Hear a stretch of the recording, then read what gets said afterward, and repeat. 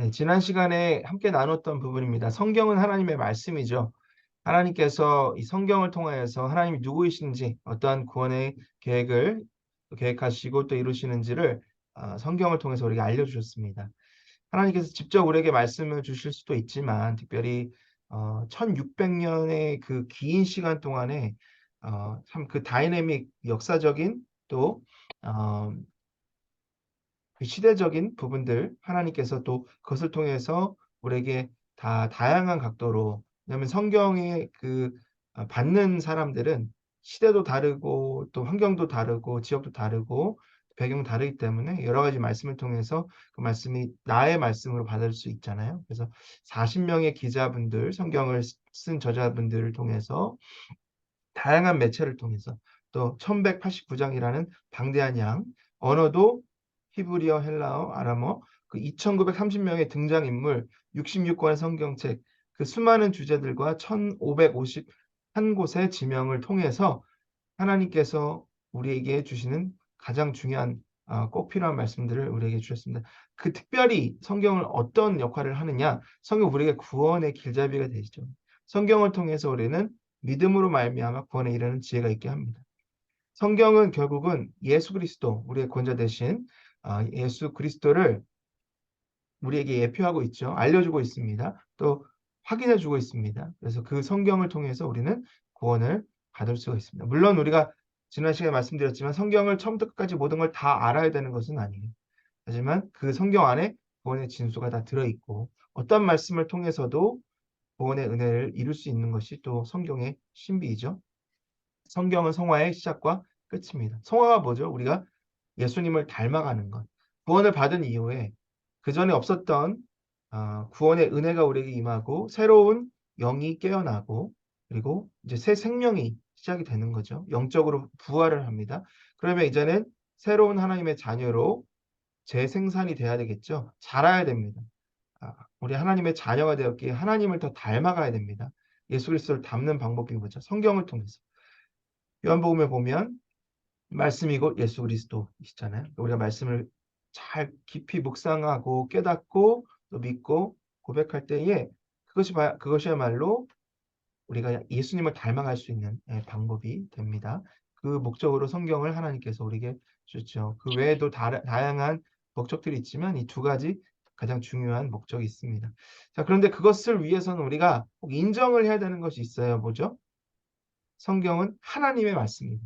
무오한 하나님의 처음부터 끝까지 우리 인간들에게 준 진리의 말씀, 오류가 없는 하나님의 말씀이라는 것을 받아들여야 되죠. 그래서 창세기 1장 1절부터 요한계시록 마지막 끝절까지 내 눈에는 비록 이상해 보여도 내가 머리로 이해할 수 없고 지식적으로 다 그것을 헤아리지 못해도 이것은 하나님의 말씀이다라는 믿음이 있어야 성경을 하나님의 말씀으로 받아들일 수가 있고 그것이 우리에게는 참된 구원의 또 방편이요 또 성화의 길잡이가 될 수 있는 그러한 은혜로 우리에게 다가올 수가 있습니다.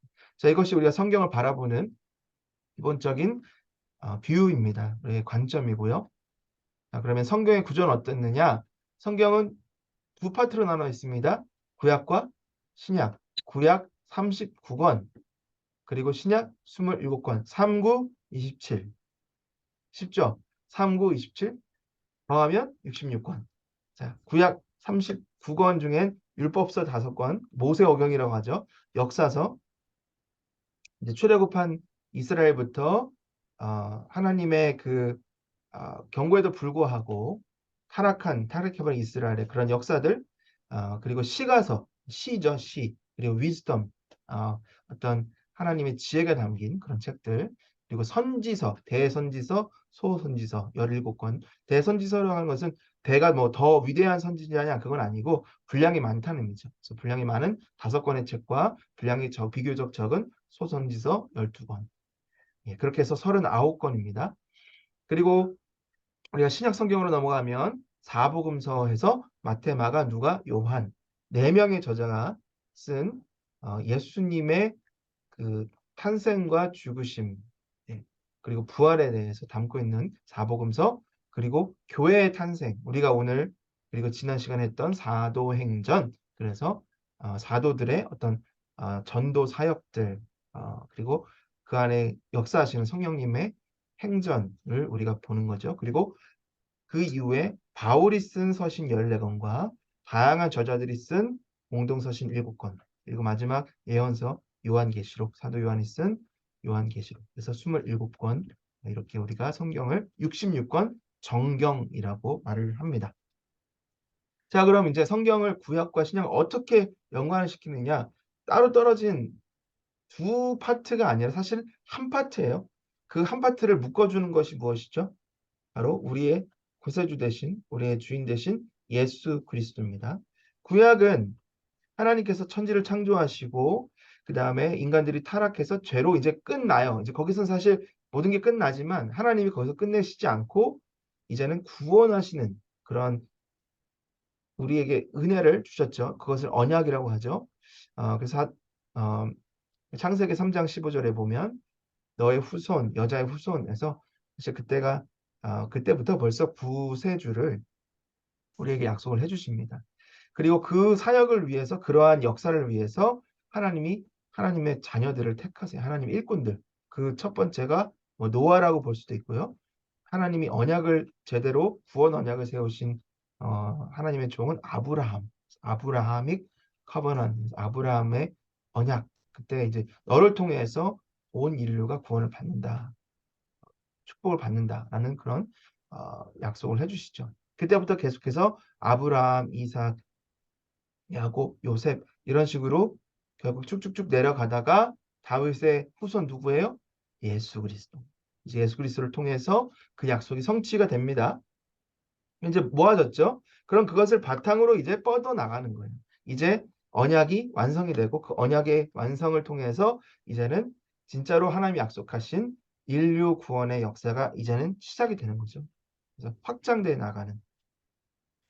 사실 여기서 이렇게 좁아졌다가 펼쳐가는 것 같지만 그냥 그 그래프로 보면 이렇게 해서 예수 그리스도로 이렇게 가다 예수 그리스도로 해서 확 올라가는 그런 그래프라고 보셔도 크게 다르지 않습니다. 자, 아까 신약의 구조 잠깐 나눴는데 이건 넘어가겠습니다. 자, 사도행전 잠깐 보면 사도행전은 크게 두 파트로 볼 수 있습니다. 이제 성령이 임하셔서 예루살렘의 교회가 형성되는 과정이 있고 하나님께서 이 이제 인류 구원의 은혜를 위해서 제자들을 흩으시는 그 시점부터 이제 쭉 퍼져나가는 그 시점을 볼 수 있는데 그래서 지난 시간에 우리가 1장부터 8장 3절까지 했죠. 예루살렘에 전파된 복음이라고 했습니다. 그래서 부활하신 예수님께서 나타나셨고 그리고 성령이 너에게 임하시면 너희가 권능을 받고 예루살렘과 유대와 사마리아 온 땅끝까지 이르러 내 증인이 되리라라는 말씀을 해주셨죠. 네. 그래서 그 말씀을 받고 그리고 이제 기다리라고 하십니다. 성령이 너에게 임하시면 그러니까 성령이 임하셔야 되잖아요. 그것을 기다리라라는 말씀과 동시에 예수님께서 승천하십니다. 어디로 가셨어요? 천국으로 가셨잖아요. 그래서 그 구원의 역사가 이제는 일어나는 그 시점이 종결이 됨과 동시에 다시 재림하시는. 그래서 지금은 하나님 보좌 우편에 앉아 계시는 우리를 위해 중보하시는 하나님. 지금은 하나님 우리 함께 하시잖아요. 누구세요? 성령 하나님. 성령 하나님께서 우리와 함께 하셔서 우리를 통하여 하나님의 구원 역사를 이루시고 계시는 거죠. 그것을 기다려라 해서 제자들이 기다렸죠. 성령을 기다리는 가운데 사도 베드로가 한 가지 제안합니다. 가룟 유다가 예수님을 배반하고 죽었는데 12명의 하나님이 예수님께서 제자를 세우셨는데 11명이잖아요. 시편에 보니까 그걸 이미 예표하셨고 누군가 다른 사람이 그것을 테이크오버하는 거에 대한 말씀을 주셨기 때문에 그 말씀을 우리가 이루어야 된다. 그래서 가룟 유다 대신에 마띠아를 제자로 임명하게 됩니다. 그 다음에 2장 1절에 보면 이제 오순절 마가의 다락방에 12제자와 120문도 성도들이 모여서 기도를 하고 있는데 누가 오세요? 성령 하나님께서 강림을 하십니다. 자, 성령 하나님께서 강림하셨을 때 왜 오순절인가? 물론 뭐 다른 뭐 6월절, 초막절 다른 절기들이 있습니다. 하지만 오순절에 특별히 강림을 하신 데는 뭐 성령 하나님께서 예비하신 날이기 때문이죠. 근데 또 그러한 이유도 있지만 그 절기 때에 각 뻗어 있는 디아스포라 주 분들이 예루살렘으로 제사하기 위해 모이는 거예요. 100만 명이 다 모이는. 그래서 그 사람들이 모였을 때 성령이 임하시고 제자들이 각 나라의 방언으로 말을 하므로 그들이 이게 뭔가 하고 모였을 때 누가 설교를 합니까? 베드로가. 그렇죠? 예수님 부인했던 베드로가 가장 똑똑했던 사람도 아니었던 것 같아요. 근데 베드로가 성령의 인도하심을 따라 설교를 하고 예수님에 대해서 정말 pure gospel이에요. 뭐 막 그렇게 논리적으로 막 거창하지도 않는데 그냥 순수하게 복음을 예수 그리스도를 전했더니 3천 명이 넘는 사람들이 예수님의 제자로 이제 예수님을 영접하게 되는. 그래서 거기서 모여서 초대교회가 시작이 됩니다. 초대교회가 어떤지 사도행전 2장에서 자세하게 설명을 해주고 있죠. 자, 이제 교회가 성장을 합니다. 성령이 임하셨어요. 권능을 받는다라고 했는데 어떻게 권능을 받느냐? 기적을 베풉니다. 안진병이를 일으키는 평소에 성전에 들락날락할 때 늘 거기 앉아있던 안진뱅이 그 병자를 고칩니다. 근거하는 내게 없어도 내게 있는 것을 너에게 주노니 예수 그리스도의 이름으로 일어나 걸어라 했더니 일어나죠. 근데 그 안진뱅이가 이제 예수님을 어, 이제 뭐 찬양하면서 그게 이제 소란이 되면서 또 설교를 하기 시작합니다. 근데 그 설교를 해서 많은 사람들이 예수님께 돌아오는데 문제는 그 모든 광경 가운데 가장 마음의 찔림을 느꼈던 종교 지도자들이 가만히 있을 리가 없죠. 베드로와 요한을 감옥에 가두게 됩니다. 자, 감옥에 갇히고 불러서 이렇게 시비를 거는데 거기서도 복음을 전하죠. 그리고 위협을 합니다. 전하지 마. 넌 죽을 거야. 그런데 결국은 어찌할 수 없이 나오게 됩니다. 풀어주죠. 그 모든 상황 가운데 성도들이 하나님을 찬양하는 그런 놀라운 은혜가 있습니다. 그리고 나서 초대교회의 모든 것을 내 재산을 팔아서 나누는 그러한 은혜 또한 일어나게 됩니다. 자, 물론 종교 지도자뿐만 아니라 그 종교 지도자들 뒤에 있는 사단의 거센 공격이 있습니다. 교회의 거룩과 순결을 위협하는 아나니아 사피라가 자기 갖고 있는 그 땅을 팔고 거짓말을 하죠. 근데 그것을 성령 하나님이 사도 베드로에게 알게 해서 즉결 심판을 합니다. 바로 즉사를 하죠. 그 외에도 지도자들을 공격하는 어떤 공격이 외적 공격이 있고 또 교회 안에 컴플레인이 왜 저 사람들은 나보다 더 뭘 많이 받고 나는 왜 안 받네 왜 내 순번 안 되냐 이런 식으로 이제 분열이 일어날 때 거기에는 사람들의 인정을 받고 성령 충만한 집사님 몇 분이죠? 7집사를 세우게 됩니다. 그 중에 한 분이 누구예요? 스테반. 스테반이 순교를 당합니다. 순교를 당할 때 그냥 순교를 당하는 게 아니라 정말 파워풀한 설교, 그것도 복음입니다. 참 스테반이 뭐 이런 말씀드리면 좀 죄송하지만 우리 사도들보다도 더 말씀을 잘 전했던 것 같아요. 그 말씀은 정말 너무 심오하고 너무나 그 구원의 역사를 잘 집약해서 물론 성령 하나님께서 주신 말씀이겠죠. 어쨌든 그 말씀을 받고 그 사람들이 찔림을 받아서 그 분노에 이기지 못해서 바로 돌을 던져서 스테반을 죽이게 됩니다. 자, 그것을 통해서 이제 교회의 핍박이 시작이 되는데 그때 누가 있었어요? 사울이 있었습니다. 지난주에 말씀드렸죠. 사울이 그렇게 뛰어난 학식이 뛰어난 사람이어도 스테반이 그 설교를 할 때 어떻게 할 수가 없었어요. 그냥 가만히 들을 수밖에 없는 그런 파워풀한 하나님의 말씀을 스테반이 전했고 그 말씀을 듣고 사울이 이제 안 되겠다. 이대로 두면 이 기독교 예수 그리스도를 따르는 이 저무리가 이제 유대교를 위협하겠다라는 위협을 받고 지도자들의 승인을 받고 이제 다메섹으로 올라가죠. 죽이려고. 자, 그게 이제 사도행전 8장 3절까지의 말씀입니다. 아까 말씀드렸다시피 핵심 구절 성령이 임하셨어요. 권능을 주셨습니다. 예루살렘에서 이제 교회가 시작이 됩니다. 자, 근데 앞으로 유대와 사마리아와 땅끝까지 이런 내 증인이 되리라 you will 했는데 제자들은 그냥 예루살렘에 있어요. 어떻게 해야 돼요? 이제 성령 하나님께서 그들을 보내셔야죠. 흩으셔야죠. 물론 자, 너네들 이제 가라라고 할 수도 있지만 하나님은 갈 수밖에 없는 환경을 만드세요.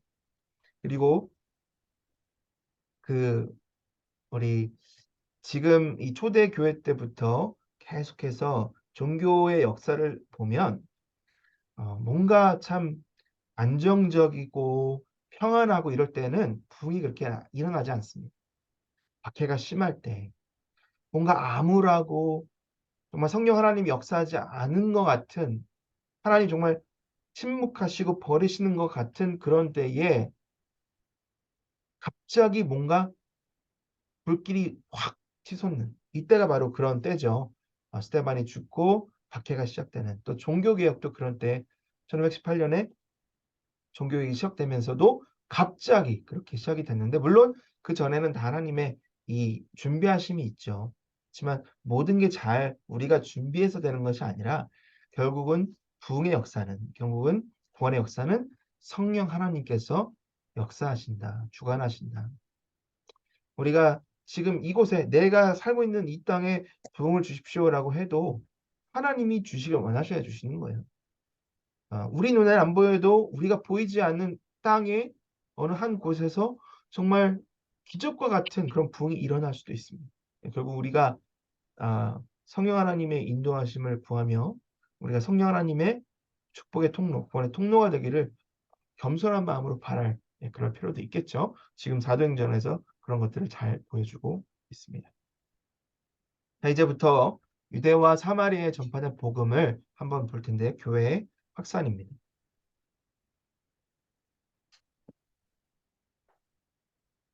빌립이 나옵니다. 빌립. 빌립이 누굽니까? 일곱 집사 중에 한 분입니다. 네. 여러분 좀 이게 뭐지? 갑자기 왜 빌립이 나왔나?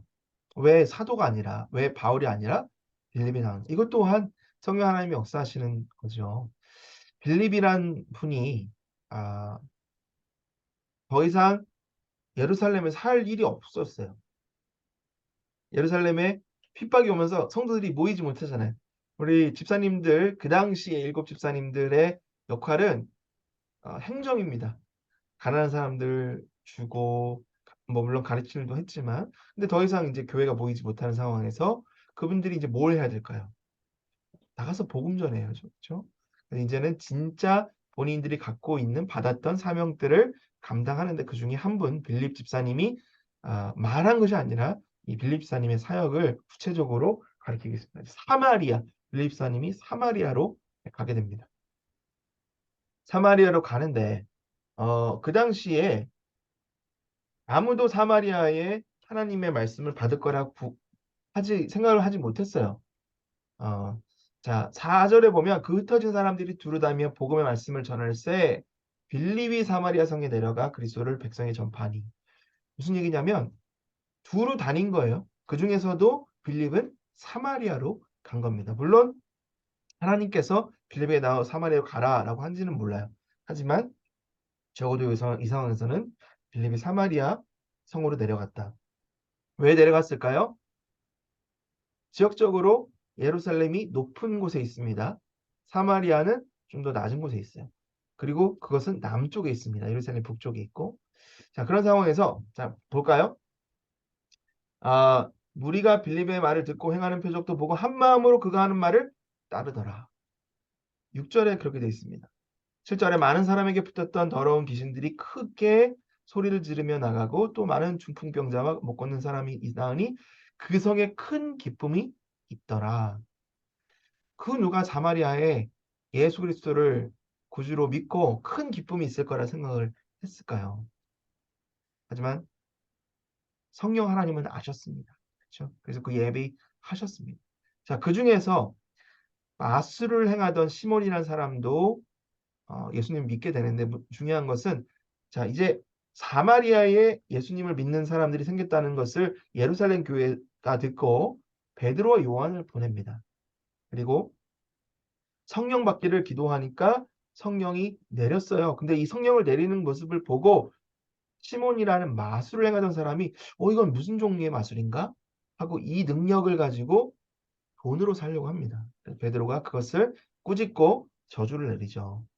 아, 그 당시에는 순수하게 복음을 받아들인 사람도 있지만 아직 말씀이 없기 때문에 제자들의 구두로 가르치는 거지 우리처럼 이 정형화된 신약과 구약이 없잖아요. 당시에는 특히 사마리아에는 그렇기 때문에 예수 그리스도를 받아들였지만 아직도 무엇이 진짜 복음이고 진짜 올바른 신앙생활인지를 몰랐던 거예요.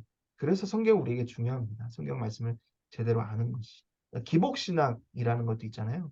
예수님을 믿지만 마치 그 믿음으로 인해서 내가 더 복을 받는 것 같은 그러한 신앙으로 신앙생활하는 사람들을 기복신앙적 신앙이다라고 하시는데 빌립도 이 사마리아에 복음을 전했을 때 그런 사람들이 많이 있었다라는 거죠.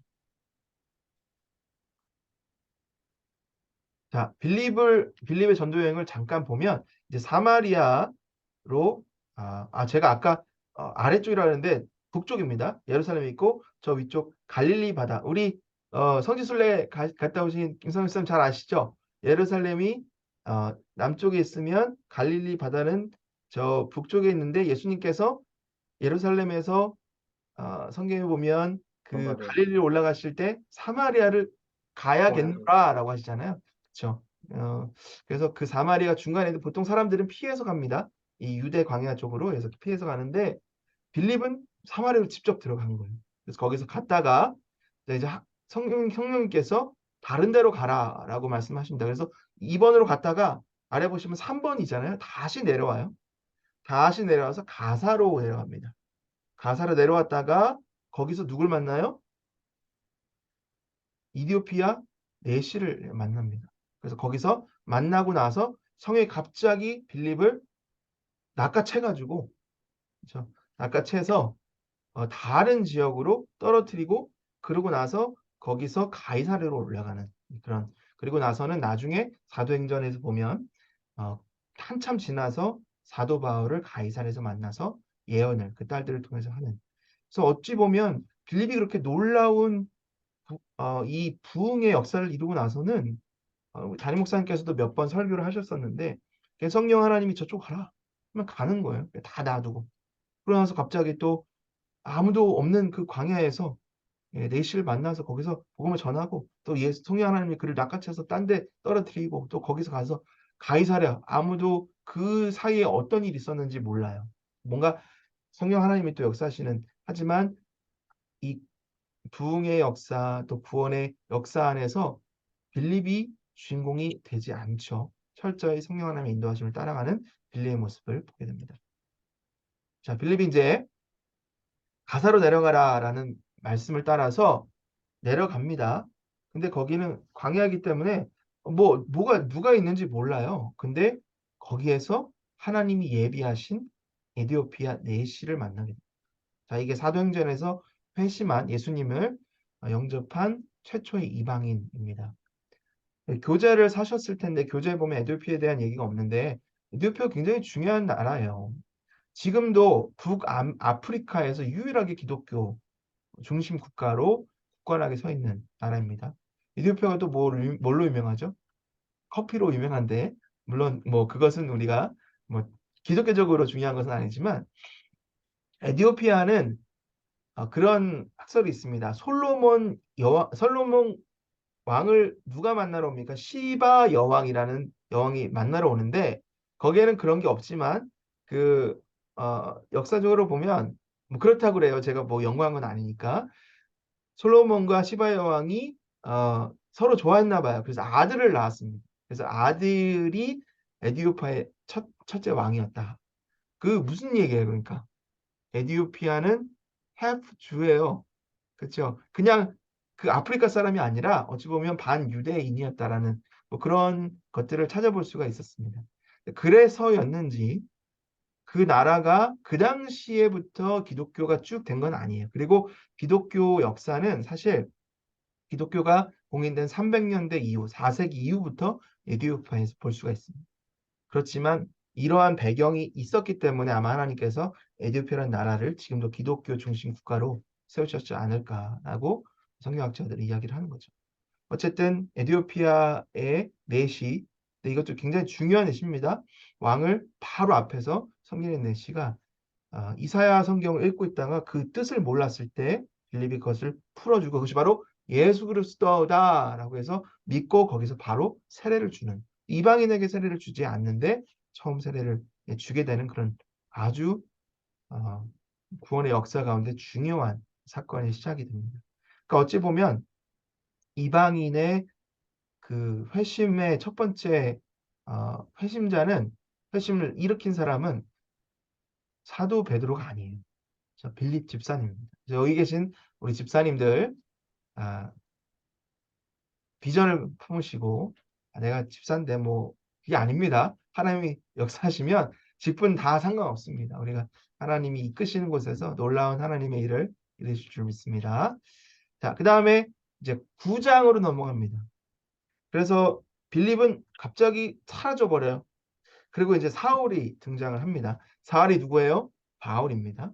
바울은 어, 그 사울은 유대적인 이름이고요. 바울은 헬라적인 이름. 그러니까 같은 사람인데 그 이름이 아예 바뀐 게 아니라 두 이름을 가지고 있었던 거죠. 그렇죠? 그래서 사울이 회심을 하는데 나중에 보면 사울이란 이름이 점점점점 있다가 나중엔 바울로 이제 바뀌게 됩니다. 그것도 어느 정도 그 사역을 하면서 그렇게 나아가는데 사울이 부활하신 예수를 만납니다. 8장 1절, 2절 보면 사울이 그 라이센스를 가지고 담에색으로 올라가죠. 자, 근데 어떻게 되느냐? 우리 이소정 집사님, 메릴랜드 사신 이소정 집사님, 사도행전 9장 1절, 2절 한번 읽어봐 주시겠어요? 음, 여러분 1절 성경 있으셔야 됩니다. 사도행전 9장 1절, 2절.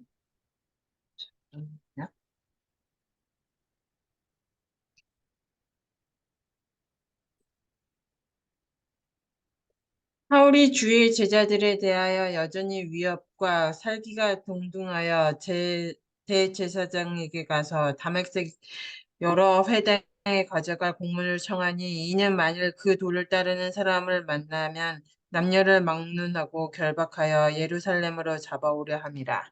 네, 감사합니다. 3절도 한번 또 읽어봐 주세요. 사울이 길을 가다가 다메섹에 가까이 이르더니 호련히 하늘로부터 빛이 그를 둘러 비추는지라. 네, 감사합니다. 다메섹은 저 북쪽에 있는, 예, 쪽에 있는 지역인데 이제 북쪽으로 올라가는 중에 누가 만나셨습니까? 부활하신 예수님 만나십니다. 우리가 왜 사도 바울이라고 합니까?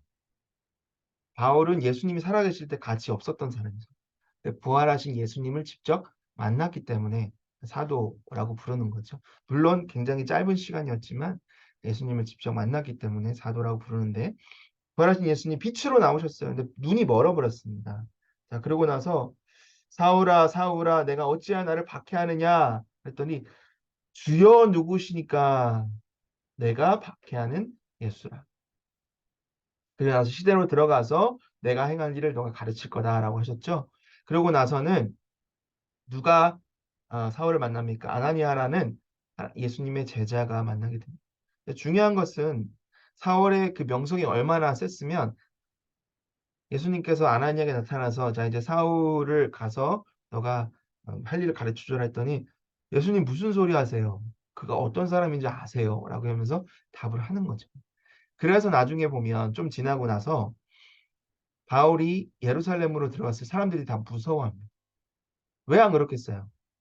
그렇게 악명 높던 사울이 갑자기 회심을 했다니까 믿겨지지 않는 거죠. 그러니까 처음에 사울이 활동을 하는 것이 제약이 많았습니다. 그렇죠? 그러니까 다 친하게 지내는 사람들이 어떤 사람이겠어요? 친하게 지내는 사람들이 다 자기처럼 예수 그리스도 믿는 사람들 다 죽이려고 하는 사람들이 있고 대제사장 뭐 바리새인들 다 친할 텐데 갑자기 예수님을 막 전하니까 당연히 타겟이 될 수밖에 없고 당연히 교회에서부터 신임을 못 받을 수밖에 없게 되는 겁니다. 자, 사울이 성령 충만함을 받죠. 그리고 사례를 또한 받습니다. 중요한 것은 미션을 받아요. 그러니까 new identity, 사명을 받는데 뭐라 하냐면 이 사람은 내 이름을 이방인과 임금들과 이스라엘 자손들에게 전하기 위하여 택한 나의 그릇이라. 사실 성경에 보면 택한 나의 그릇이다라는 표현이 이렇게 많이 나오는 표현은 아닙니다. 하지만 하나님 정말 특별하게 택하신 그릇임을 맞습니다. 나중에 보면 그가 얼마나 많은 사람들에게 예수 그리스도를 전했고 많은 교회들을 세웠는지를 잘 우리가 알 수가 있죠. 특별히 이방인을 향해서.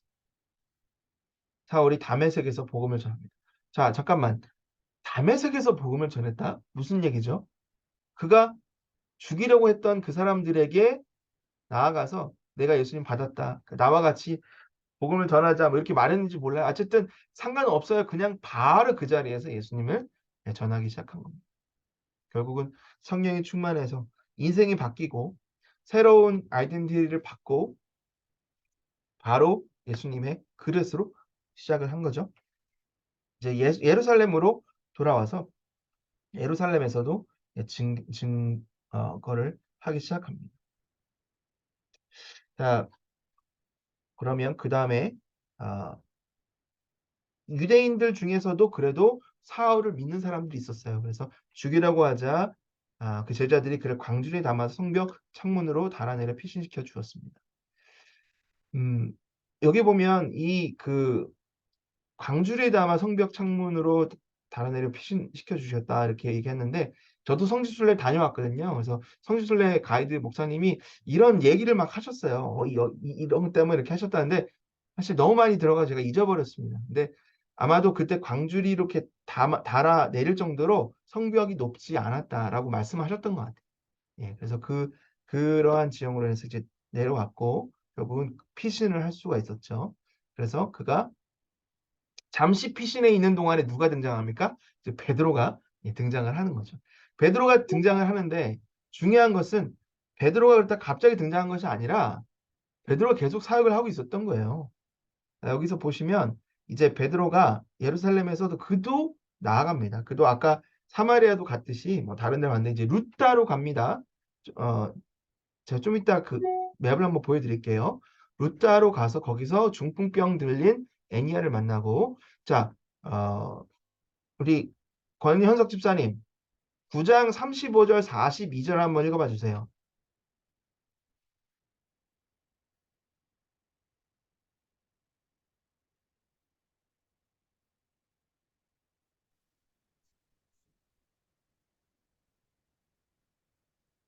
루다와 샤론에 사는 사람들이 다 그를 보고 주께로 돌아가니라. 네, 요파에 다비다라 하는 여제자가 있으니 그 이름을 번역하면 도르가라. 네. 선행과 집사님 구제하는 42절. 네. 네, 42절 온 요파 사람이 알고 많이 주를 믿더라. 네, 감사합니다. 자, 중요한 게 뭐냐면 기적이 나와요. 그 다음에 결과는 뭐예요? 주를 믿더라. 주는 그러니까 주와 부를 할 때 주 메인은 예수님 믿는 거예요. 부는 뭐예요? 기적입니다. 근데 우리가 그걸 자꾸 우리 초점을 기적으로 맞추면 사실 저자의 의도를 우리가 오역하는 거죠. 의도는 뭐예요? 이런 기적과 이사와 병 고침 그리고 뭐 귀신 내쫓고 이거 다 이거는 통로입니다. 예수 그리스도의 복음이 전파되는 그래서 사람들이 구원을 받는 통로라는 거죠. 그래서 꼭 어떤 기적이 있으면 결과는 예수 그리스도의 복음의 증거. 네. 그래서 사도들도 기적을 베풀려 기적을 베푼 것이 아니라 성령 하나님 인도하심을 따라 기적을 베풀고 그렇다고 매번 갈 때마다 막 뭐 마술사처럼 자 여기 이렇게 해가지고 막 한 게 아니라 적재적소에 하나님께서 기적을 베풀게 하셔서 누군가는 그것을 통해서 예수 그리스도를 배우게 예수 그리스도를 구주로 영접하게 된 거죠. 자, 이제 그러한 상황에서 가이사야라에 있는 고넬료에게 가게 됩니다. 우리 한정아 집사님 사도행전 10장 1절부터 한번 3절까지 읽어봐 주시겠어요? 네, 가이 가이사랴에 고넬료라 하는 사람이 있으니 이달리아 부데라 하는 군대의 백부장이라. 그가 경건하여 온 집안과 더불어 하나님을 경외하며 백성을 많이 구제하고 하나님께 항상 기도하더니 하루는 제9시쯤 되어 환상 중에 밝히 봄에 하나님의 사자가 들어와 이르되 고넬료랴 하니. 네, 감사합니다. 우리 한정화 집사님은 좀 이따 제가 부탁드릴게요. 자, 우리 한정화 집사님께서 읽으셨는데 가이사랴에 고넬료 하는 사람이 있다 그랬어요. 그러면 그 사람은 누구예요? 이방인이잖아요. 그렇죠? 네. 이름부터가 벌써 고넬료 하니까 이방인이잖아요. 근데 누구를 지금 예배하고 있습니까? 하나님. 네. 그러니까 God-fearing pagan, 하나님을 경외하는 이방인이 있었던 거예요. 근데 그 사람은 아직 예수님을 몰랐던 거죠. 그러니까 하나님을 경외하는데 하나님 봤을 때 너무나 신실하게 하나님을 경외하니까 베드로를 보내서 예수님을 통해서 이제 구원의 은혜까지 주시는, 그러니까 우리 중에서 어떻게 구원을 받게 됐느냐라고 물어봤을 때 다 획일화되게 똑같이 받는 게 아니에요. 네. 다른 종교에 열심을 가지다가 갑자기 예수님 만나게 되는 분들도 있습니다. 그러니까 저 사람은 너무 불심이 강해서 예수님 못 그런 게 아니라 어, 하나님은 하나님 선택한 자녀를 하는 방법으로 불러주십니다. 고넬료도 물론 뭐 다른 종교를 믿었던 건 아니지만 어쨌든 하나님, 어쨌든 어떤 경로든지 하나님 야훼라는 그 유대인들이 믿는 하나님을 알았던 것 같아요. 그래서 열심히 구제도 하고 기도도 했는데 결국 하나님께서 그의 중심을 보시고 사도 베드로를 보내신 거죠. 이게 왜 중요할까요? 베드로가 사도 중에서도 좀 대표격 아닙니까? 근데 당시에 유대인이었기 때문에 유대인은 이방인들과 함께 교류할 수가 없어요. 유대 법으로 따지면 알려지게 되면 캐스트아웃 되는 거죠. 근데 중요한 것은 이러한 유대교를 탈피해야, 그러니까 유대교라는 그 울타리 안에만 있으면 온 나라와 백성에까지 나아갈 수가 없어요. 이것을 고넬료라는 사람을 전도함으로 인해서 이제 하나님께서 그 길마저 여시는 굉장히 구원의 역사 가운데서도 중요한 사건입니다. 만약에 이러한 사건들이 없었다면 저와 여러분도 예수님을 못 믿어요. 왜? 저 여러분도 이방인이잖아요. 우리는 유대인이 아니잖아요. 우리는 이방인입니다. 철저히 유대교를 따지면 아무 구원을 받을 자격도 없는 이방인이에요. 우리는 페이간이에요. 하지만 하나님께서 우리에게도 구원의 은혜를 주셨기 때문에 고넬료처럼, 네, 이 시작이 포문을 연 것이 바로 이 사건이죠. 보자기 환상을 주십니다. 물론 고넬료에게도 환상을 주셨지만 보자기 환상을 주셔서 거기에 뭐 여러 가지 동물들 먹어라 하는 거예요. 무슨 말씀입니까, 하나님? 내가 유대인인데 이런 것을 먹어본 적이 없다. 괜찮다, 하나님 다 하셨다. 그래서 3번의 환상을 주시고 결국은 그 가운데서도 하나님이 주시는 환상을 가지고 이제 고넬료를 찾아서 가게 됩니다. 자, 이방인들에게 전파를 하는데 사도행전에 나오는 이방인 청중에게 한 첫 번째 설교였다. 설교를 하고 있는데 뭐가 일어났어요? 성령이 내려오시잖아요. 그리고 성령의 세례를 받게 됩니다. 성령의 세례를 먼저 받고 이제는 이방인이지만 성령이 이렇게 임하셨으니까 물 세례를 주는 게 당연하다. 그래서 물 세례까지 주는. 그래서 여기 책에 보면 성령의 세례를 받았다는 것은 예수께서 이들을 받아들이셨다. 성령을 주셨으니까 구원을 하셨다는 의미죠. 그러니까 이제 물로 세례하는 것은 이들이 예수님을 이제는 퍼블리컬리 우리가 세례하듯이 입교하듯이 청중 앞에서 내 신앙을 고백하는 세례를 받게 되는 거죠. 이것을 통해서 이방인도 이제는 구원을 받는, 어떻게 가능하냐? 이제 그걸 했더니 예루살렘에 돌아왔어요. 그랬더니 같이 하던 그 유대인들이 이제 사도들도 그렇고 지도자들이 장로들이 너 뭐하고 왔느냐 했던 거죠. 그랬더니 이제 이런 것들을 얘기하면서 쭉 얘기하고 그때 있었던 바울도 그런 얘기를 하면서 자, 이제 이방인을 향한 그런 본격적인 사역이 officially approve가 나는 거죠. 왜 여기서 중요합니까? 예루살렘이 센터잖아요. 그죠? 그리고 당시에 있는 그 지도자들이 거기에 다 있었기 때문에 거기서 공인을 해서 이제부터는 이방인 선교가 시작이 됩니다. 베드로의 사역이 아까 제가 말씀드렸다시피 오른쪽 위쪽 가운데에는 빌립 그리고 왼쪽 이렇게 해서 유대로 갔다가 루따 요빠 안디바들이 해서 가이사랴까지 가는 그런 그러니까 이것 다 베드로도 이런 식으로 여행을 하면서 예수 그리스도를 전하게 되는. 자, 이 사진은 책에 있습니다. 그렇죠? 한번 나중에 천천히 한번 보시면 될 것 같습니다. 자, 이제 안디옥에도 어, 교회가 형성이 됩니다. 11장에 보면 11장에 보면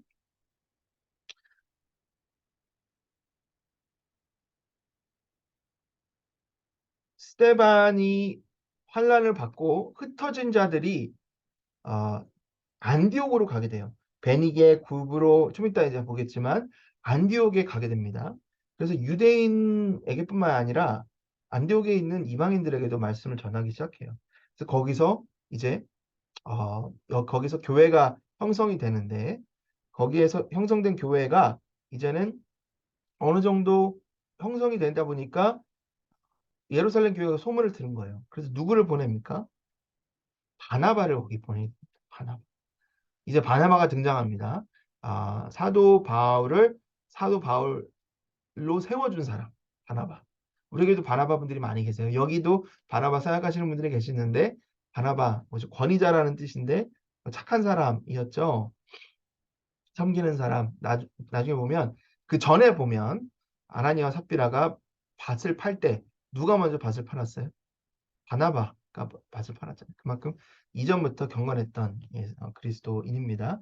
그래서 바나바를 거기서 보내고 거기서 사울을 찾아오게 됩니다. 다소하게 멀지가 않아요. 그래서 사울을 데리고 와서 바나바가 이제 사울과 함께 동역하면서 열심히 여기에서 1년간 가르치고 그들이 비로소 그리스도인이라 일컬음을 받게 됩니다. 누구한테 받은 거예요? 거기 있는 사람들한테. 얼마나 올바르게 그리고 선하게 영향을 끼쳤으면 주위의 사람들이 저 사람들은 크리스찬, 예수 그리스도를 따르는 사람들이야 라고 좋은 의미로 좋은 의미로 그렇게 명명을 해준. 그래서 우리가 지금 크리스찬이잖아요. 이때 시작이 됐습니다.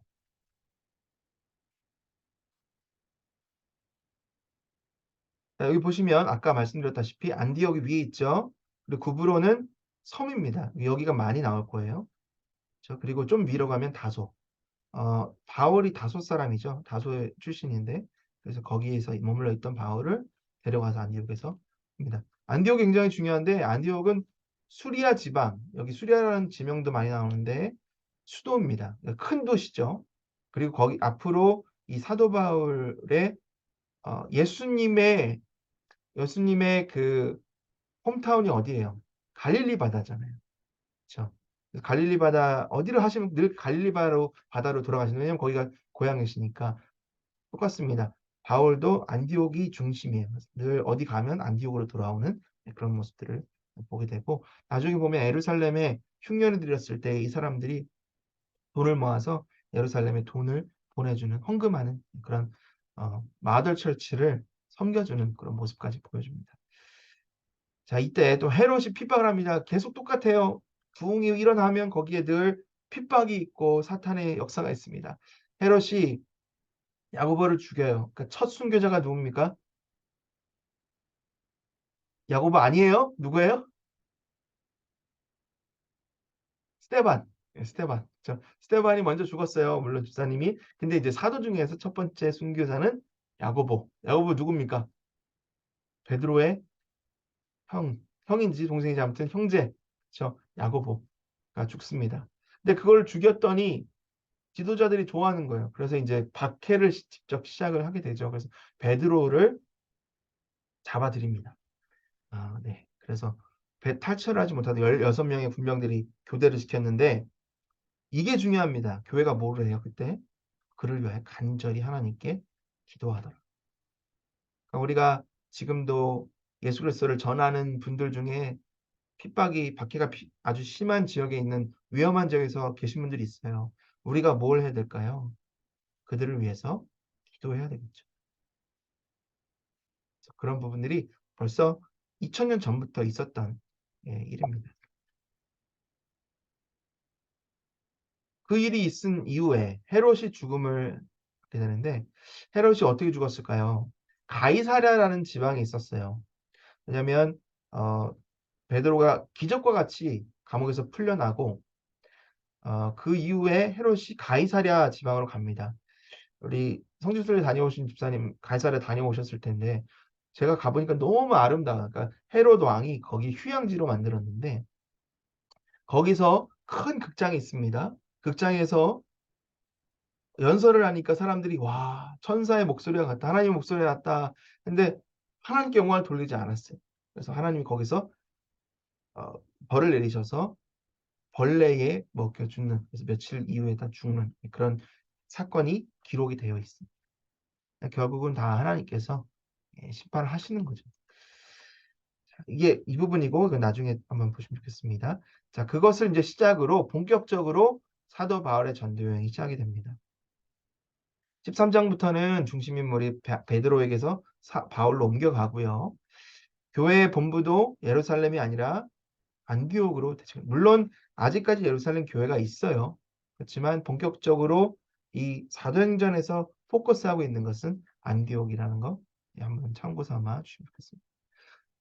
잠깐 쉬어가는 그런 의미에서 왜 로마 시대였을까? 왜 2000년 전에 로마 시대에 예수님이 오셨고 왜 교회는 로마 시대에 그렇게 갑자기 형성이 됐는가? 갑자기가 아니에요. 사실 하나님께서 다 예비하신 건데 로마라는 그 대제국이 그 제국을 통합함으로 인해서 예수 그리스도의 복음이 이스라엘에서부터 퍼져나갈 수 있는 그런 여건을 만들어 준 거죠. 물론 핍박도 있었습니다. 물론 어려운 것도 있었어요. 하지만 그런 지형적 그리고 정치적 뭐 여러 가지 현실적 상황 가운데 그 당시에 복음이 땅끝까지 퍼져나갈 수 있는 가장 적합한 시기가 그 시대였기 때문이다라고 성경에서 말하고 있지는 않지만 여러 가지 상황을 보았을 때 그리고 특별히 사도 바울을 왜 쓰셨을까? 물론 지식도 있고 말도 잘하고 열정도 있지만 로마 시민권이라는 특혜도 있었겠죠. 그래서 가끔 그 시민권을 딱뭐 명패 어패처럼 이렇게 딱 했을 때 거기서 이제 넘어가는 뭐 그런 것도 볼 수 있죠. 등 그런 여러 가지 환경들을 우리 하나님께서 사용하셨다. 잠깐 보시면 이스라엘 그리고 그 위에 수리아 거기 뭐가 있다 그랬어요? 안디옥 있다 그랬죠? 그리고 갈라디아서 갈라디아 교회라는 의미인데 아시아 우리가 지금 한국에서 왔는데 그 아시아가 아닙니다. 현재로 보면 아시아는 터키 있지요. 그리스는 그냥 그리스고 아가야는 이제 그리스까지 해서 마게도냐 지금은 없지만 저 위쪽 올라가고 이탈리아 지금도 있죠. 그래서 요 지역이 주로 이 사도행전에서 있었던 언급된 지역이라는 거 다 아시면 좋겠습니다. 첫 번째 전도여행은 어떻게 됐냐면 C형이에요. C형. 안디옥에 시작돼서 구브로로 이렇게 해서 갈라디아로 갔다가 다시 내려오는 그런 형태니까 그리고 지금 사도행전 10장부터 계속 언급이 나오는데 책을 보시면 그 지명이랑 그림이 있어요. 한번 보시면 좋을 것 같은데 외워야 할까요? 너무 똑똑하셔서 한번 보시면 외울 수 있는 분들은 외우셔도 좋은데 외우실 필요는 없습니다. 그렇지만 계속해서 참고하시면 좋을 것 같아요. 그래서 이런 식으로 갔다. 그리고 나중에 보면 여기가 똑같이 되진 않지만 겹치는 부분도 있어요. 그래서 한번 보시면 좋겠습니다. 자, 안디옥에서 바나바 사울이 파송을 받습니다. 파송을 할 정도로 안디옥 교회는 어느 정도 형성이 된 거예요. 거기가. 그러니까 그 정도로 거기에는 교회가 탄탄하게 있었던 거죠. 이거는 아까 나왔던 내용이고 그리스도인들 이제 회당에서 구브로 아까 어디죠? 구브로 섬으로 간 거죠. 거기서 회당에서 전파를 합니다. 마가 요한, 그러니까 마가라고 하는 요한 좀 많이 들어봤죠? 누굴까요? 마가복음을 쓴 마가. 그러니까 마가는 예수님의 제자가 아니었다. 그렇죠? 근데 놀랍게도 마태, 마가, 누가, 요한 중에서 어느 성경이 가장 먼저 쓰였다고 말하냐? 마가복음이 제일 먼저 쓰였다고 말을 해요. 그렇죠? 그러니까 나중에 보면 얘기를 하겠지만 마가가 바울로부터 버림받았습니다. 네. 뭐 버림받았다면 좀 그렇지만 바울이 싫어했어 같이 가기가. 그래서 바나바와 결국 헤어지는 계기가 됐는데 나중에는 바울이 그를 정말 좋아하는 아들과 같이 생각을 해서 뭐 불러와라 이런 얘기도 하고 그래서 결국은 이제 잘 리커버가 된 것 같아요. 관계가 회복가 되고 그리고 정말 중요한 성경을 기록하는 그러한 은혜를 받게 되는 마가 요한이 동행을 합니다. 그는 바나바의 생질이었다라고 하는 생질 뭐냐면 친척 관계였던 거죠. 마가복음의 저자가 되는 사람이 이제 같이 시작을 합니다. 거기서 바예수라는 예수라는 의미는 그 당시에 말씀을 드렸던 것 같은데 유니크한 이름이 아니었어요. 그 구약 시대는 여호수아, 자슈아가 이제 헬라식 발음은 예수라고 됐는데 어, 그 예수라는 이름이 많은 사람들이 있어서 어, Jesus of Nazareth 그잖아. 나사렛 예수. 그러니까 그 당시에는 예루살렘 예수 뭐 이런 식으로도 많이 있었을 것 같아요. 잘은 모르겠지만 어쨌든 이름이 바 예수에 그렇다고 예수님과 연결된 사람은 아니고 마술사였습니다. 결국은 싸우다가 논쟁을 벌이고 그걸 통해서 뭐예요? 그걸 통해서 복음이 전해집니다. 네. 결론은 복음이에요, 복음. 네. 그래서 그 믿는 사람들 중에서도 귀족층, 상류계층들이 있었습니다. 그리고 나서 비시디아 안디옥이 아니라 다른 안디옥입니다. 여기서 자 중요한 것 요한이 나온 지 얼마 안 됐는데 예루살렘 돌아가 버렸어요. 왜 그런지 몰라요. 하지만 돌아가 버렸어요. 여기서 이제 바울이 이 마가 요한에 대한 안 좋은 생각을 갖게 된 거죠. 자, 무슨 이유였든지 어쨌든 가고 그다음에 바울과 바나바는 북쪽으로 올라갑니다. 비시디아 안디옥으로 갔고 거기는 좀 유명한 험한 지대였는데 이방인들이 듣고 기뻐하여 하나님의 말씀을 찬송하며 영생을 주시기로 작정한 자는 다 있더라. 얼마나 놀라워요. 그러니까 험한 지역을 뚫고 갔는데 하나님께서 많은 사람들이 믿도록 그렇게 역사를 하셨습니다. 거기에도 유대인들이 있죠. 당연히 핍박이 또 오는 거예요. 이번엔 경건한 귀부인들, 유대인들이겠죠. 이렇게 자들 선동해서 박해하고 쫓아냅니다. 근데 어떻게 돼? 제자들은 기쁨과 성령이 충만했다.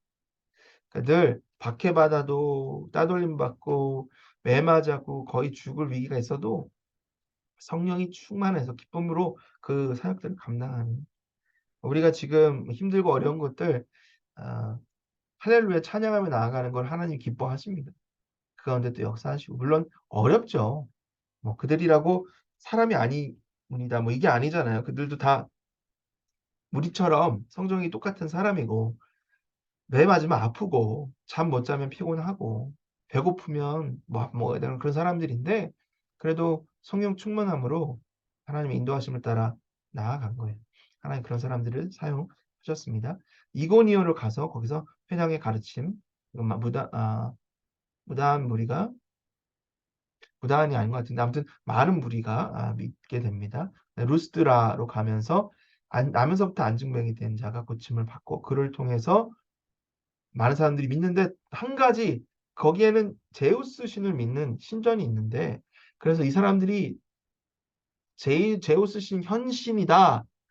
신이 사람이 된 거다라고 말하면서 이제 막 우상 숭배를 하려고 그래요. 그러니까 우리도 같은 사람이다라고 하지 말라라고 이야기를 하는 것을 보죠.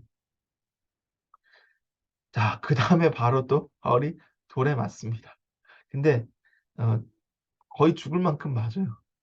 근데 그래서 일어나서 또 나갑니다. 이제 더베로 가고 더베를 끝으로 돌아오는 다시 이제 back to 안티옥으로 해서 돌아오는 길에는 자기가 멈춰서 만났던 예수 그리스도를 믿게 된 사람들을 하나하나 만나면서 격려하고 세워주고 다시 안디옥으로 돌아오게 되고 그것이 1차 전도 여행입니다. 사울이 회심한 이후에 한 14년 정도 지났다라고 하는데, 그러니까 그 14년 정도에는 이 수리아 지역, 안디옥 지역에서 주로 사역을 한 거예요. 그 가운데 전도 여행도 다녀오고. 자, 이게 1차 여행입니다. 아까 책에 있는 거 여러분들 똑같이 보시면 되는데, 아까 이렇게 C처럼 안디옥에서 이렇게 내려갔다가 더베로 가서 다시 이렇게 돌아오는 모습. 그래서 아탈리아에서 배를 타고 안디옥으로 오게 됩니다. 선교 전략이 어떤데, 이건 뭐 1차만이 아니라 전반적으로 하면 주로 사람들이 많은 곳, 상업도시, 뭐 캐피털, 뭐 그 수도, 그리고 문화적으로 아주 뛰어난 그런 지역들, 상업 쪽도 거기서도 뭐 에베소처럼 굉장히 그 핵심 지역들이 있어요. 근데 그런 지역으로 주로 갑니다. 왜 그럴까요? 거기를 잘 공략하면 뻗쳐나가잖아요. 그러니까 당연한 거예요. 우리가 어, 비즈니스를 오픈해도 가장 중요한 세 가지 뭐예요? place, place, place. 선교도 똑같습니다. 어디를 공략하냐, 그걸 통해서 더 많은 열매가 맺어지는데, 바울도 그렇게 했다라는 것을 보면 전략이라는 게 굉장히 중요합니다. 우리가 전도를 하도 그렇고 뭐 선교를 해도 그렇고 신앙생활 할 때도 하나님이 주신 이 지혜를 잘 사용할 필요가 있고요. 거기 보면 사람들이 많이 모이기 때문에 유대인들도 많아요. 유대인들 많고 거기 회당도 있고 유대인들을 접촉을 했습니다. 근데 점점점 보면 처음엔 유대인이지만 나중에 가면 이방인들에게 나아가는 것을 보게 돼요. 왜냐하면 유대인들은 믿는 사람도 있지만 너무 많은 핍박과 그 거부를 하기 때문에 그냥 그거보다는 내가 이제부터는 이방인으로 하겠다. 그래서 이방인으로 본격적으로 하게 되는 계기들도 있는데, 어쨌든 처음에는 유대인들로 갔다가 그 다음에 거부하면 이방인으로 가는 그런 모습들을 보게 됩니다. 그래서 거기서 교회가 세워지면 머물러서 잘 세워지고 계속 있는 것이 아니라 다음 지역으로 넘어가는 그런 식으로 해서 하나님께서 주신 시간들을 잘 활용하는. 근데 그 중에서도 나중에 보지만 에베소는 3년을 머무르게 돼요.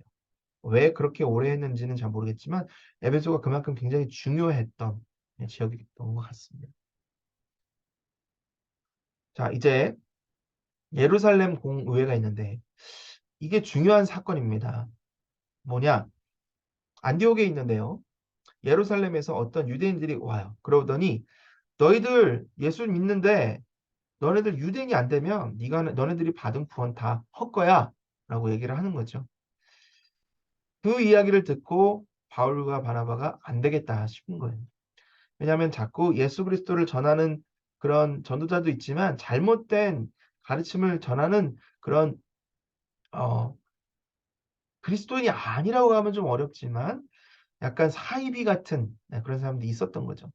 근데 어떻게 해요? 나는 예루살렘에서 왔어 라고 하면 더 공신력이 있는 것처럼 느껴지잖아요. 그래서 예루살렘으로 가게 됩니다. 그리고 이런 것들을 리포트를 하죠. 그래서 그걸 통해서 예루살렘 공의회가 시작이 됩니다. 베드로가 설교를 합니다. 베드로가 이제 뭐 자기가 고넬료를 통해서 겪었던 것도 얘기를 하겠죠. 그리고 바울과 바나바가 1차 전도여행을 통해서 했던 사역들을 쭉 얘기를 하고요. 그 이후에 누가 얘기를 합니까? 야고보. 이 야고보는 누구예요? 예수님의 동생 야고보. 우리 성경 야고보서를 쓴 야고보. 근데 예수님의 동생이어서 백으로 인맥으로 장로가 된 게 아니라 아마 그 예수님의 죽으심과 부활하심을 통해서 그도 또한 예수님을 믿고 구원받은 것 같아요. 그리고 사람들로 하여금 인정을 받게 된 거죠. 그래서 그의 마치 이제는 사도 베드로보다도 더 오토리티가 있는, 그래서 그가 얘기를 했더니 다 그렇지 맞아 라고 그렇게 동의를 하게 되는 그런 모습을 보면서 야고보에 가졌던 위치가 굉장히 중요했구나라는 것을 볼 수가 있습니다. 그래서 편지를 써서 보내게 되죠. 안디옥으로 가고 안디옥에서 그 바울과 바나바가 그 편지를 가지고 이제는 좀 더 본격적으로 예수 그리스도를 전할 수가 있습니다. 근데 여러분 잘 보시면 이렇게 이런 거를 했어도 나중에 보면 서신을 쓸 때 이런 거짓 증거, 아니 유대인들 중에서도 뭐 할례를 받아야 된다 이런 식으로 하는 그런 사람들이 와서 자꾸 오염하는, 더럽히는 그 순수한 복음을 퇴색시키는 그런 모습들을 보게 돼요. 그래서 서신서를 써서 그거를 어, 잘또 그거에 빠져들지 말라. 그 중에 하나가 갈라디아서 복음에 대해서 클리어하게 얘기하는 이유는 그 갈라디아 지역에 그 사람들이, 갈라디아 비교적 보면 예루살렘과 같은 바로 위쪽 지역에 있기 때문에, 그래서 그쪽에 편지를 써서 복음은 그런 게 아니야라고, 우리가 전한 복음을 믿어, 이런 얘기를 하게 되죠. 자, 2차 전도여행입니다. 여기 보시면 약간 땅콩 모양이죠. 이 지역을 이렇게 간 거예요. 아까는 어떻게 보면 이렇게 왼쪽까지는 아니고 이렇게 갈레알데아까지 C로 갔다면, 이제는 약간 땅콩처럼 좀 더 넓게 서쪽으로 마게도니아까지 올라가는 모습을 보게 됩니다. 마게도니아, 아가야, 보시면 아가야 저쪽 맨쪽에 있죠. 그 다음에 헬라, 그러니까 헬라 지역을 갔는데, 아까 말씀드렸다시피 이제 마가 요한에 대한 다툼이 있습니다. 바나바는 자꾸 마가 요한을 데려가자 하는데 바울은 칼 같은 사람이었어요. 그래가지고 너 마가 요한이 했던지 기억 안 나냐? 나는 못 데려간다. 이제 그렇게 해서 싸움이 나면서 결국은 바울은 실라를 데리고 가고요. 그다음에 바나바는 마가 요한을 데리고 갑니다. 그러면서 바나바는 이제 더 이상 언급을 하지 않게 되는, 이제는 그 중심이 바울로 가게 되는. 그거는 꼭 뭐 바나바가 잘못했기 때문이다 그런 게 아니라 그리고 뭐 바울이 더 뛰어난 하나님이 총회하시는 제자이기 때문에, 사도이기 때문에 그런 게 아니라, 결국은 이 사도행전의 중심에 바울의 사역을 두기로 하신 성령 하나님의 역사이죠. 그래서 결국은, 그리고 또한 이 사도행전을 쓴 누가가 누구랑 같이 있었어요? 바울이랑 같이 있었기 때문에 바울의 행적을 더 자세하게 알고 기록했던 것을 보면서 우리가 바울의 그 사역에 대해서 좀 더 주의 볼 필요가 있습니다. 마가 요한에 대한 다툼으로 인해서 헤어지게 되죠. 근데 이것도 여러분 잘 보시면 바울도 그렇고 바나바도 한 사람으로도 벌써 굉장한 그런 사역들을 할 수 있는 분들이에요. 그러니까 그 두 그룹이 나눠짐으로 인해서 이 분산됐다기보다는 오히려 더 효과적으로 더 복음이 펼칠 수 있는 그런 계기가 됐으리라 생각을 합니다. 자, 더베로 가고 이제 루스드라 가고 거기서 디모데를 만나게 됩니다. 디모데가 누구죠?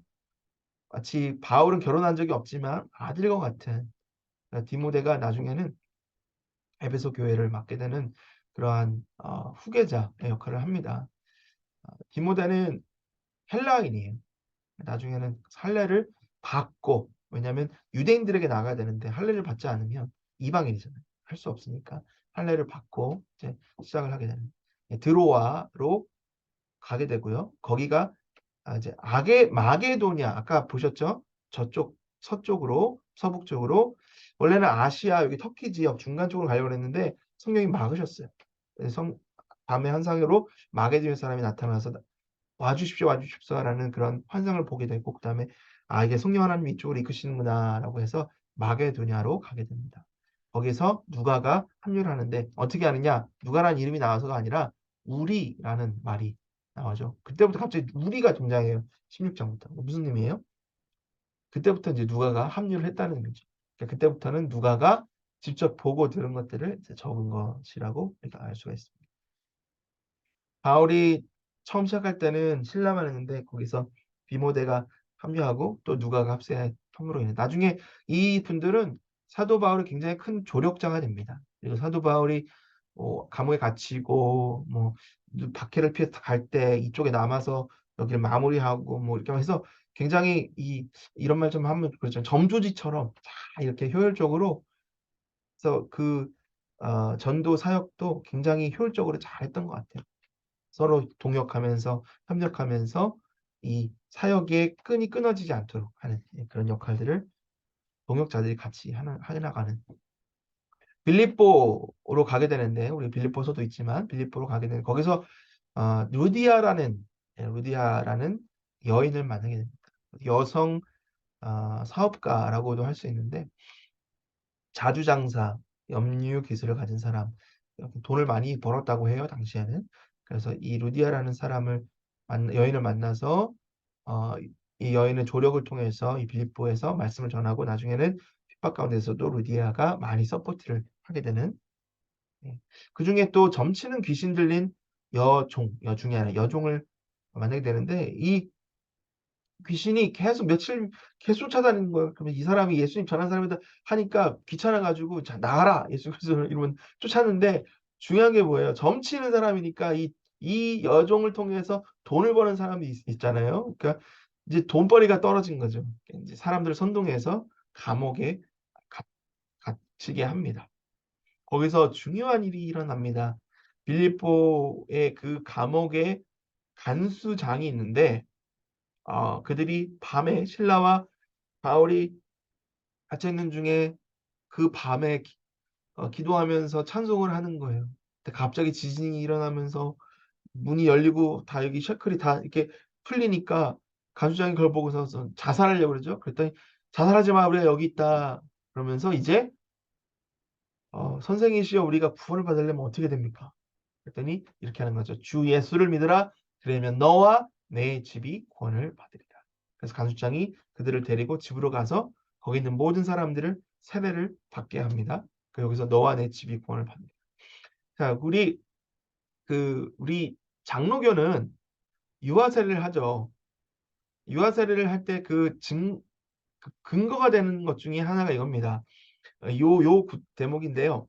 너와 내 집이 구원을 받으려고 했을 때 너와 내 집 중에서는 자녀들도 있을 거 아니에요. 그러면 너는 자녀니까 세례를 안 줘라고 했을까? 그들도 세례를 줬을 거라는 거죠. 그러니까 유아 세례는 어려도 비록 아주 어려서 자기의 신앙으로 고백하지 못하더라도 세례를 주는 것이 맞다라고 하는 것 중에 하나가 바로 이 대목이기도 합니다. 결국은 나중에 아침에 일어나서 갑자기 명을 내려 이제 감옥에서 풀려나라 했는데 로마 시민을 어떻게 그것도 없이 이렇게 감옥에 갇혀 이렇게 했더니 그랬냐 하면서 이제 언론을 가십시오라고 그렇게 하는 대목도 볼 수가 있습니다. 자, 데살로니가로 이제 이동을 하는데 안식일 동안 새 안식일 동안 그 의미는 3주였죠, 3주. 가르치는데 이 사람들이 천하를 어지럽게 한다고 해요. 그렇게 어큐즈를 하는 거죠. 그래서 바울은 데살로니가에서 장막을 만드는 일을 했다라고 그렇게 데살로니가 전서에서 이야기를 합니다. 그래서 우리가 알 수 있는 것은 사도 바울이 복음을 전하면서도 누군가의 후원으로 한 게 아니라 자기가 직접 일을 하면서 사도 바울이 직접 얘기를 하죠. 너희들에게 부담을 주지 않기 위해서 내가 일을 하면서 복음을 전한다. 이런 식으로 말을 하는 그런 바울을 보면서 참 대단하다라는 그런 생각을 합니다. 자, 베레아로 가게 되고 그래서 많은 사람이 예수님의 말씀을 받았고요. 복음을 받았고, 근데 데살로니가 그 전에 있던 그 유대인들이 여기까지 쫓아와요. 베레아까지. 그래서 그 사람들을 모함하고 핍박을 하고 그 다음에 그래서 아덴으로 가는데 아테네입니다. 아테네. 우리가 잘 알고 있는 아테네.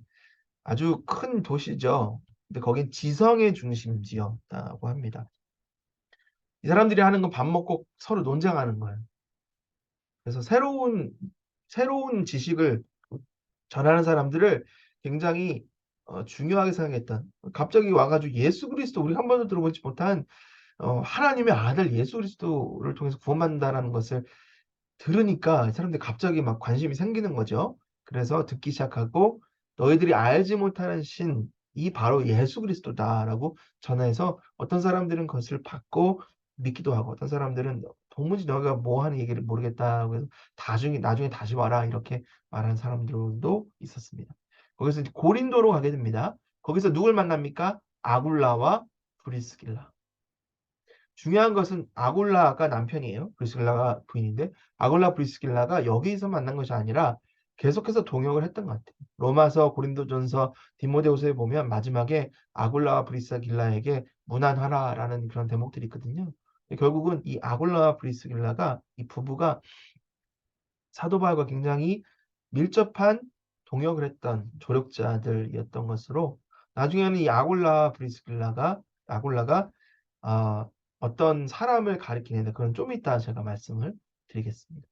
유대인들이 바울을 거부했고 회당장 그리스보가 개종을 했는데 회당장이라는 사람이 개종했다는 것은 굉장히 놀라운 일입니다. 그렇죠? 회당은 어떤 사람들이 유대인들이 모이는 그 유대교가 아주 핵심인 곳에 회당장이 개종을 하게 되는 그런 놀라운 일이 일어나겠죠. 1년 반 동안 사역 오래 했습니다. 그렇죠? 바울을 재판하지 않고 거기서 데살로니가 전서를 기록했다라고 우리가 알고 있습니다. 자, 그 다음에 안디옥으로 다시 배를 타고 돌아가게 됩니다. 자, 이렇게 다시 한번 땅콩처럼 이렇게 올라가서 육로를 통해서 쭉 가다가 빌립보를 거쳐서 베레아를 째서 이렇게 쭉 마게도니아를 한 다음에 에덴으로 갔다 고린도 거기서 쭉 하고 에베소 갔다가 이렇게 쭉 내려오는데 자, 중요한 것은 뭐예요? 이번에는 가이사랴로 가게 됩니다. 네. 가이사랴로 갔다가 거기 다시 안디옥으로 올라가게 되죠. 자, 3차 여행입니다. 물론 사도 바울이 자 이제 나 1차 여행 갔다 올게 이게 아니에요. 우리가 이제 볼 때 한 번 갔다 돌아오는 것을 이제 1차, 2차, 3차 이런 식으로 했는데 이 사도 바울이 처음부터 나 어디까지 갔다 어디가 이렇게 할 게 아니라 상황에 따라서 갔다가 이렇게 결국 이제 돌아오게 되는 상황인데 3차까지가 공식 전도 여행입니다. 이때는 아시아로 가게 되는데 갈라디아, 브리기아로 가게 되고요. 거기는 갔던 지역이죠. 그래서 여기 보면 이렇게 뭐라고 해야 되나요? 뭐 국자처럼 생겼는데 이렇게 올라가서 아까 갔던 지역으로 갔다가 다시 올라갔다가 이렇게 내려오는 어찌 보면 2차와 좀 비슷한 그런 경로로 가게 되는 것을 볼 수가 있습니다. 근데 중요한 것은 3차 때는 안디옥으로 안 가고 예루살렘으로 갑니다. 예루살렘에서 붙잡혀서 거기서 재판을 받다가 어디로 가죠? 로마로 가잖아요. 배를 타고. 그래서 거기서 배 타고 가다가 배가 뭐 침몰하기도 하고 이제 그것을 4차 여행이라고 합니다. 자, 10분이 남았는데 제가 좀 스피드를 내야 될 것 같습니다. 자, 에베소로 가는데 거기서 만나는 사람이 있는데 아폴로라는 영어식으로 하면 근데 그 아볼로는 어, 굉장히 박식한 사람이어서 말을 잘하는 사람이었고 그래서 헬라파 유대인이었는데 아직은 예수님을 모르는 사람이었어요. 성령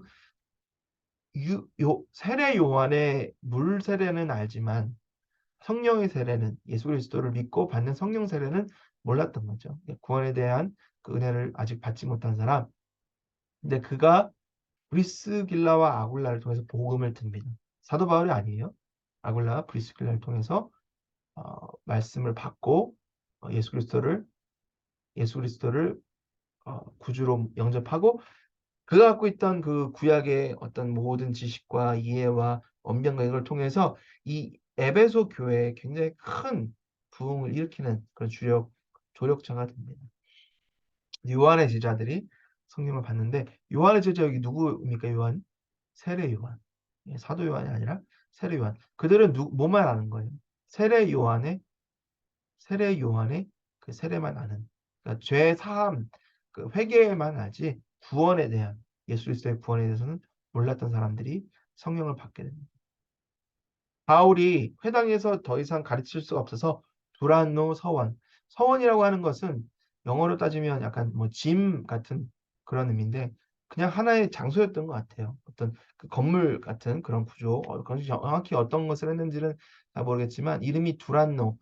그래서 한국에서 기독교 출판사 중에 제일 큰 출판사가 두란노이잖아요. 거기서 온 겁니다. 뭐 그렇게 중요한 건 아니지만 자 3개월 동안 회당에서 가르치다가 유대인들의 배척을 받고 두란노서원은 어떤 사람들이 모이는 겁니까? 이방인들. 결국은 이제는 유대인들이 아니라 이방인들 거기서 2년 동안 에베소에서 3년간 사역을 하게 됩니다. 에베소에서 많은 기적을 일으켰어요. 정말 놀라운 기적. 손수건 앞치마를 놓아도 뭐 거기서 병고침이 일어나고 어떤 사람들은 그 바울의 이름을 귀신한테 했더니 바울은 아는데 너는 몰라 그래가지고 막 덮치는 그런 일도 있고요.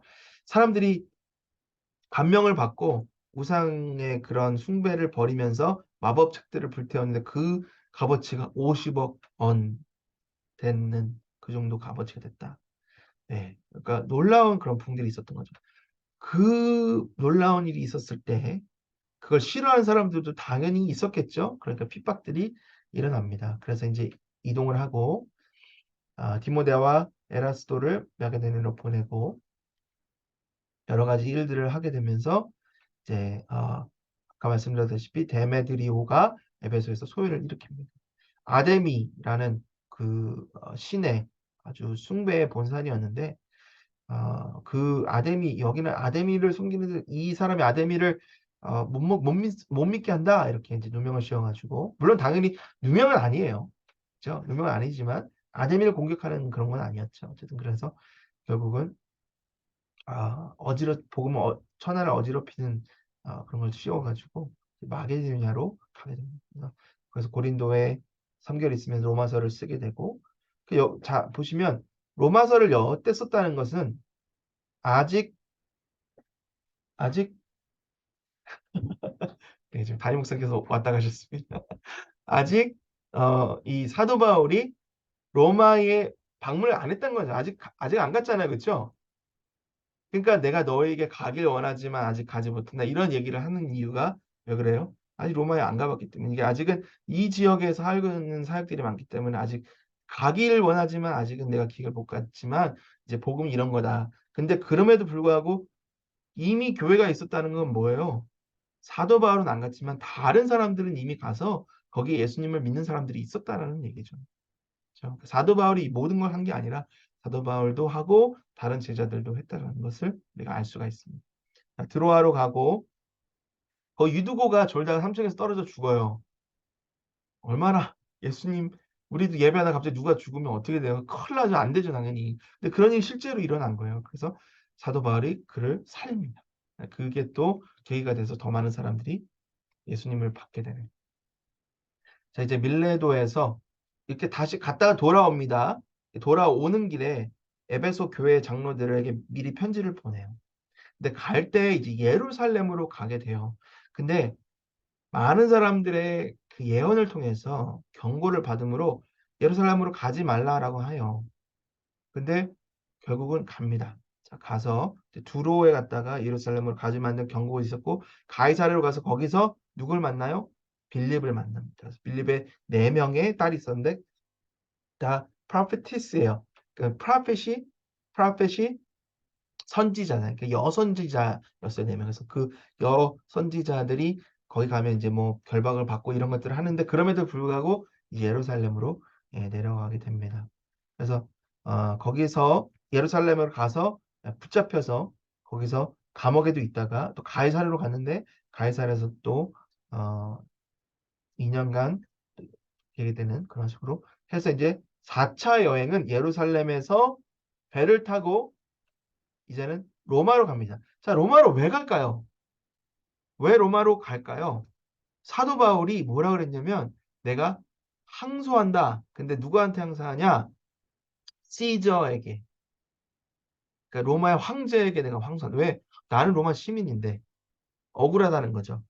근데 여기에는 하나님의 역사심이 있습니다. 결국은 로마에 가요. 그래서 로마에서 복음을 전합니다. 로마에서 바로 죽은 게 아니기 때문에 훈련하기도 하고 그래서 결국은 로마서에 편지를 보낸 사람들에게 만나는 거죠. 그렇죠? 로마로 갔는데 항소장을 보냈는데 아무도 너에 대해서 어큐즈하는 사람이 없어. 이게 좀 황당한 거죠. 그래서 결국은 거기서 있다가 풀려나고 또 갇히게 되고 이런 과정을 겪게 됩니다. 자, 이제 바울의 재판, 투옥 이런 과정들을 쭉 보게 되는데 간단하게 볼게요. 바울이 예루살렘에서 증거를 합니다. 근데 그 증거할 때 그냥 증거한 것이 아니라 설교를 해요. 근데 설교할 때 어떻게 설교하게 되냐? 체포를 당하면서 이제 항변을 하면서 설교를 하는데 그 설교가 굉장히 중요합니다. 여러분들 읽어보셨겠지만 그것을 통해서 또 예수 그리스도의 복음을 다시 한번 우리가 어, 다시 배울 수 있는 그런 중요한 율법 복음의 메시지가 됩니다.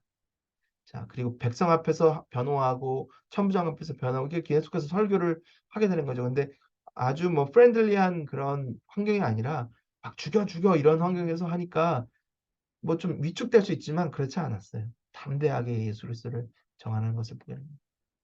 그 가운데 바울을 죽이려는 유대인의 음모도 있었고, 네, 이제 그 음모 가운데 가이사랴, 아까 빌립 만났던 장소, 거기 또 헤롯이 죽었던 그 이제 해변가로 안전하게 호송을 하게 되고, 거기서 2년 동안 감금되어 있어요. 그러니까 계속해서 못 가고 거기서 갇혀 있었던 거예요. 네. 그래서 거기서 2년이 지난 이후에 결국은 이제 가게 되는데, 가이사랴에 가면 거기에 그 바울이 갇혔던 감옥이 최근에 발견됐다라고 지금 뭐 공사하고 있다라고 해요. 그런 부분도 나중에 성지순례 가시게 되면 아마 보실 수 있지 않을까 싶습니다. 그래서 가이사랴에서도 증거를 하고요. 그래서 벨릭스라는 총독, 예, 그 총독이 여러 지역마다 있잖아요. 그래서 벨릭스라는 총독에게 재판을 받게 되고 거기에 왔던 또 사람들이 있습니다. 어, 베스도는 아그리빠 왕, 아그리빠 왕은 그 당시에 유대의 총독이었습니다. 유대 총독과 베스도 아그리빠의 누이가 거기에 잠깐 방문을 했는데 당신이 유대인이니까 잘 알지 않느냐 한번 이 사람을 만나봐라 여기 있는데 그래서 만나봐서 거기서 이제 뭐 하면서 거기서 복음을 듣게 되는데 너가 복음 때문에 미쳤구나 이렇게 하는 게 바로 거기죠. 난 미친 게 아니다. 예, 이거는 복음이다라고 이렇게 얘기를 하게 됩니다. 네, 그래서 로마법에 따라서 바울이 무죄임이 밝혀졌는데 항소했잖아요. 그러니까 항소했기 때문에 결국은 또 재판을 받아야 되는 거예요. 그러니까 거기서 이제 예전처럼 무죄였고 로마 시민이니까 그냥 풀려날 수 있는데 이번에는 바울이 항소하겠다라고 했으니까 이제 로마로 가야 되는 거죠. 그래서 이제 로마로 가게 되고 로마에서 증거를 하는 것이 27장과 28장입니다. 27장에서는 배가 이제 가는 중앙에 파선이 돼요. 파선이 되면서 거기서 어떻게 사도 바울이 그 배에 있는 사람들에게 말씀을 전하고 또 성령 하나님의 그 격려하심과 인도하심 가운데 그 역경을 잘 헤쳐나가는 모습들, 또 그 가운데서도 하나님의 보호하심 이런 것들을 잘 우리가 볼 수가 있겠죠. 그래서 로마에서 바울이 증거를 하게 됩니다. 중요한 것은 여러분 여기서 이렇게 끝이 납니다.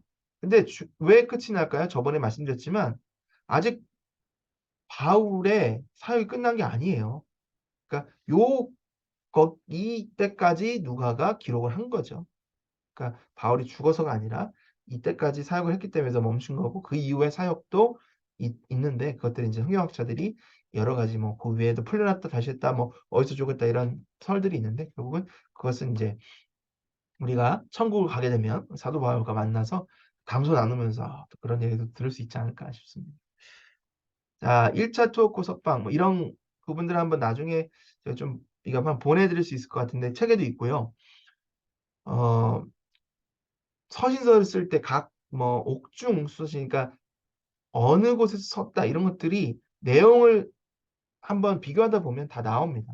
그래서 그 로마에 있을 때 집에 있는 감옥에서 그 서신을 썼다라고 해서 옥중 서신이라는데 에베소, 골로스, 빌립보, 빌레몬 이런 서신들은 그 로마에 있는 감옥, 예, 그 집인데 감옥 같은 굉장히 좀 느슨한 그러한 집에 썼기 때문에 조금은 그 깊이 내용을 사색하면서 쓸 수 있다 뭐 이런 이야기도 있고요. 자, 그 다음에 2차 초역 이후에 순교를 했고 순교하기 전에 디모데에게 마지막으로 보내는 편지. 그래서 디모데 전후서가 마지막으로 사도 바울이 쓴 서신이다라고 이렇게 얘기를 하고 있습니다. 자, 이 그림도 책에 있으니까 한번 보시면 되겠고요. 이거는 뭐 나중에 제가 또 서신서 하면서 다시 볼 수 있는 기회가 있겠습니다. 오늘 나에게 주는 이유는 뭘까요? 책에서 나온 내용들을 보면 우리도 사도 바울처럼 증인이 되어야 한다는 거죠. 그러니까 우리가 많은 역경과 환난 가운데서도 우리에게 주신 사명이 있습니다. 그리고 우리가 받은 은혜가 있잖아요. 우리가 구원의 은혜를 받았고 받은 것을 나만 간직하는 것이 아니라 Be my witness. 나의 증인이 되라라는 명령 우리에게 주셨고 우리에게 또 성령도 주셨잖아요. 권능도 주셨고 우리가 해야 되는 것은 사도 바울처럼 담대히 나가서 증인이 되는 거죠. 물론 내가 가야 될 곳이 있고 가는 곳이 있습니다. 그런 인도하심을 성령 충만함으로 따라서 가다 보면 결국은 사도 바울처럼 하나님 놀라운 증인이 될 수가 있겠죠. 아, 여러 가지 있는데 그리고 우리는 누구인가? 예수 그리스도의 제자이다. 예, 그래서 사도 바울은 꼭 보면 나는 사도된 바울 뭐 이런 식으로 얘기를 하거든요. 그리고 나는 이방인의 사도다. 나는 누구인지를 확실히 알아야 되는 거예요. 우리는 누구죠? 우리 하나님의 자녀, 천국 백성. 우리는 더 이상 죄의 노예가 아닙니다. 그렇죠? 하나님의 자유로운 제자, 또 하나님의 자녀, 영광스러운 자녀, 하나님의 소유, 거룩한 나라. 뭐 우리의 뉴 아이덴티티 안에서 누려야 될 것들을 누리지만 또 동시에 우리가 해야 되는 당연한 본분들을 또 해야 되는 그런 사명들이 있습니다. 마지막으로 교회는 음부의 권세가 이기지 못한다. 아무리 많은 환난과 핍박이 있어도 사단의 시험이 있고 거센 공격이 있어도 결국은 사단의 공격 우리를 완전하게 무너뜨릴 수 없습니다. 힘들게는 할 수는 있죠. 하지만 우리를 꺾을 수는 없습니다. 만약에 우리가 넘어진다면 그것은 하나님이 하시는 일이에요. 하나님의 뜻이 있어서. 예. 그게 끝이 아니라는 거죠, 결국. 그런 믿음을 가지고 나아간다면 하나님께서 우리를 통해서 놀라운 은혜를 주실 줄 믿습니다. 자, 이렇게 해서 오늘 두 번째 강의를 마치겠습니다. 네, 질문 있으시면 간단하게 해주시고 오늘 마치겠는데요. 한정아 집사님께 제가 약속을 드렸는데 다음 시간에 제가 집사님께 좀 부탁을 드리겠습니다. 성경을 좀 읽으시면 감사하겠고요. 우리 다른 분들 혹시 질문 있으시면 해주시면 감사하겠습니다.